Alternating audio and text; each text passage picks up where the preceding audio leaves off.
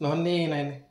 Yöpäivä sopii sitten taas uuden juomitestausvideon pariin. Tänään meille sisämeni näin sokeriton, fosfarijaffa, näin musta appelsiini. Tämmönen. Tätä me maistetaan tänään.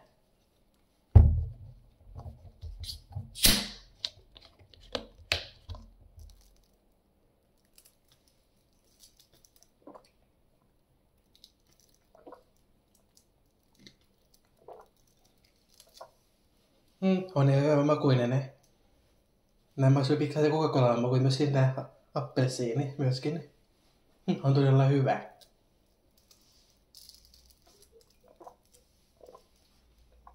No kyllä mä ite tykkään tästä tämmönen paljon.